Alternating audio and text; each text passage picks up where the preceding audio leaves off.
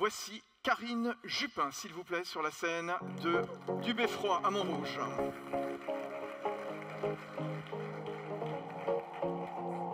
Installez-vous, Karine, s'il vous plaît, à mes côtés. Prenez place. Bonjour à tous. Karine Jupin, qui est la directrice régionale de la Banque de France en Hauts-de-France. Pas mal de questions. On va essayer d'être le plus concret, le plus court, le plus concis également, mais je sais que vous savez faire, Karine. 3 thématiques. Depuis l'an dernier, il s'est passé beaucoup de choses, puisque vous revenez chaque année, je le disais. Quelles sont les évolutions sur les marges, les effectifs, dans ce contexte évidemment d'inflation et d'aide aux véhicules? Karine.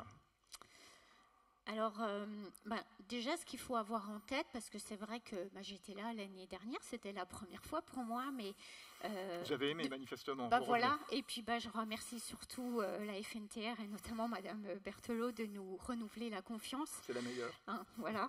Et en fait, ce que je voulais vous dire, c'est que si on regarde par rapport à 2021, ce qu'il faut déjà avoir en tête, c'est que l'année 2022, elle est particulièrement atypique pour 2 raisons.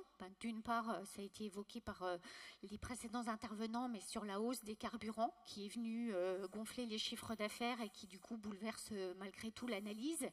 Et aussi par les mesures générales qui ont été accordées au secteur et qui, pour le coup, là aussi, il faut en tenir compte dans les résultats de l'année 2022. Alors, vous savez, à la Banque de France, on a toujours des beaux slides en support à nos présentations. Non seulement beaux, mais utiles. Voilà. Ils sont, en tout cas, ça, en effet, c'est pour mieux comprendre l'évolution. Donc, l'année 2022, donc, je vous dis, marquée par une hausse des chiffres d'affaires, qui est significative, parce qu'on est autour de 12%. Mais cette hausse des chiffres d'affaires, c'est quasi intégralement la répercussion de la hausse des coûts, et notamment du carburant. En termes de volume, on est quasi stable sur les volumes transportés sur l'année 2022. Et puis le deuxième fait marquant, on le voit bien sur ce graphique, c'est que la valeur ajoutée, la valeur produite, elle a moins progressé que les chiffres d'affaires. Alors que dans ce secteur-là, c'est plutôt assez proche sur les années précédentes. Bon, un petit peu en dessous, mais quand même plus proche. Et en fait, ce qu'on en déduit de ce décalage, c'est qu'une partie des hausses de coûts ont été répercutées, mais pas toutes. Donc le carburant a été globalement plutôt répercuté, mais après il y a eu d'autres hausses comme les assurances, le péage, les pneumatiques, d'autres avec l'inflation, d'autres hausses de coûts où ça a été plus compliqué. Et quand on regarde par rapport aux entreprises, on voit que plus l'entreprise est petite et plus c'est difficile à répercuter ces hausses de coûts sur les clients. Donc voilà, plutôt une tendance stabilité des volumes et puis des marges, des hausses de coûts parfois difficiles à répercuter. Alors, ce que je voulais aussi vous dire sur ce secteur, c'est que c'est un secteur qui est très dynamique en termes de création d'entreprises, plutôt plus dynamique que l'économie en général. Et il y a eu un pic en 2020-2021, mais malgré tout, quand on regarde sur longue période et par rapport aux autres secteurs, c'est un secteur où il y a beaucoup de création d'entreprises et il y a 4 créations pour une défaillance. Donc ça, c'est un bon indicateur. Et sur les défaillances, en effet, on a eu 2020-2021 qui ont été des années particulièrement, là aussi, atypiques du fait des aides qui ont été accordées. Mais si on regarde sur longue période, on est en dessous de 2019 en termes de défaillances. Et donc voilà, pas d'alerte particulière sur les défaillances dans le secteur des transports. Alors, on évoquait tout à l'heure avec Florence Berthelot cette nécessaire transition environnementale avec cette question, bien entendu, le coût, ça va coûter cher. Et tout à l'heure, le président Jean-Christophe Pic qui a insisté évidemment sur ce sujet. Quelle est la situation des entreprises du transport quand on parle de fonds propres, quand on parle de dette? Tout ça pour comprendre quelque part, est-ce que ces boîtes sont solides pour affronter ces enjeux financiers compliqués, nécessairement? Alors, on est dans un secteur où la capitalisation, les fonds propres, ils sont à 30% du total bilan. Donc, c'est plutôt correct. Alors, c'est plutôt correct dans le secteur des services, mais on sait très bien que le secteur des transports, il est atypique dans le secteur des services parce qu'il a besoin d'investir et on le voit dans le cadre de la transition énergétique. Donc, il y a cet aspect-là. Donc, à la fois, ces fonds propres, ils ont tendance à se stabiliser autour de 30%. Il y a aussi le fait qu'il y a, je vous disais, il y a beaucoup de jeunes entreprises. Donc, les jeunes entreprises, elles sont plutôt moins capitalisées, puisque c'est aussi au fil des années, avec les bénéfices, qu'on renforce ces fonds propres. Et comme on a une entreprise sur deux qui a moins de 8 ans, évidemment, ça joue aussi sur le taux de capitalisation. Ça, c'est le premier point.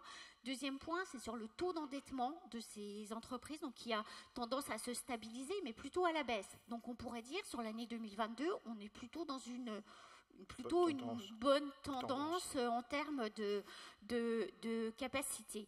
Et puis, l'autre élément qu'il faut aussi regarder, c'est la capacité de remboursement, c'est cette capacité à investir. Donc, en fait, il y a des indicateurs quand vous allez voir votre banquier, le banquier, il regarde combien d'années d'autofinancement, de cash qui a été dégagé, d'amortissement nécessaire pour rembourser la totalité de l'endettement. Et il y a un seuil qui dit que quand ça dépasse 7 ans, c'est un peu plus difficile à négocier des nouveaux endettements. Donc, vous voyez, dans ce secteur, ça progresse. On a plus de 6 entreprises sur 10 qui est à 3 ans et demi, donc qui est plutôt dans une situation plutôt favorable. Et puis, on en a une sur 5 qui dépasse ces 7 ans. Et donc là, pour une entreprise sur 5, ça sera plus compliqué pour négocier des nouveaux financements. Et alors, justement, au vu des investissements colossaux, quelque part, à mener pour cette transition environnementale, notamment, et je vais dire principalement aussi, clairement, est-ce que le secteur a-t-il les reins solides? Voilà, clairement. Est-ce qu'on est bien équipé? Alors, on a, je vous disais, ces indicateurs qui sont plutôt rassurants. Et puis, quand on se projette, on voit que le coût d'un camion va progresser, qu'on est en situation où le crédit, les banquiers continuent à prêter aux entreprises, mais le coût du crédit a progressé, que sur 2023, le président l'a indiqué, on est sur une tendance à la baisse des volumes, qui est le reflet de ce qu'on observe au niveau de l'économie. On est sur un ralentissement sur l'année 2023 qui va se prolonger sur l'année 2024. Donc on voit ces indicateurs-là, autant le secteur est dans une bonne situation, mais avec tous ces éléments-là, c'est quand même un sujet pour investir dans des camions qui vont avoir triplé, un coût nettement plus élevé. Et d'ailleurs, on avait été sollicité par Madame Berthelot au moment de la construction de la feuille de route décarbonation. Et en effet, c'était un des sujets, c'était sur le financement de cette transition énergétique avec tous ces indicateurs. Ça complexifie l'équation. Ouais, ça complexifie l'équation, mais on peut rester positif, on peut rester optimiste. On peut rester optimiste par rapport aux résultats. Oui, mais peut-être le pire est à venir.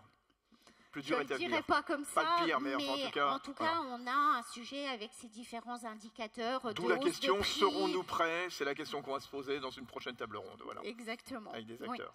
Merci beaucoup, Karine Jupin. On applaudit très très fort Karine Jupin, qui est la directrice régionale de la Banque de France pour les Hauts-de-France.